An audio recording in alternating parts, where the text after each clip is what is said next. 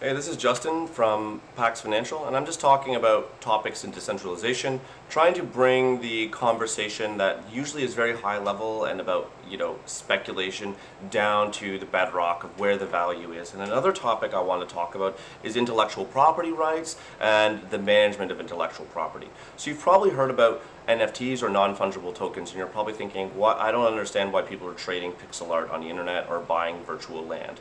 But I want to take a step back and talk about intellectual property rights, which are typically hard to manage, hard to transact, and hard to transfer.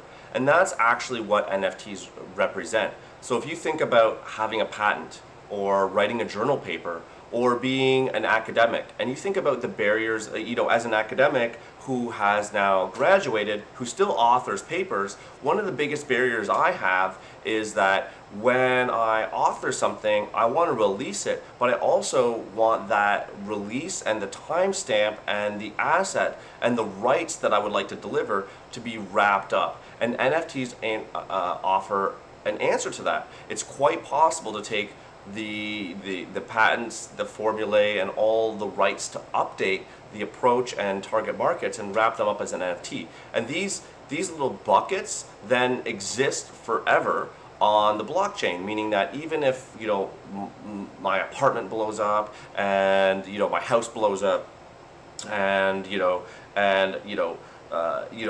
a landslide and all the server systems on the west coast go down, still on the blockchain, the intellectual property rights will be preserved.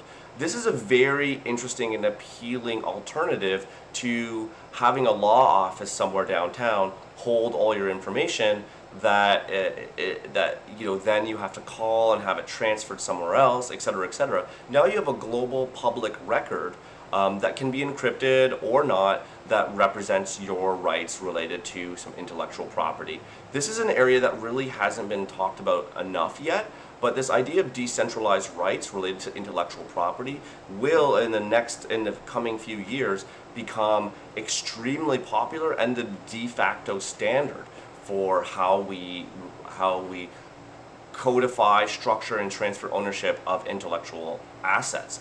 Anything from design files to art files to to CAD files to product designs, all of these things will be wrapped up in tokens and represented and saved on the blockchain so that they're always there and always transferable.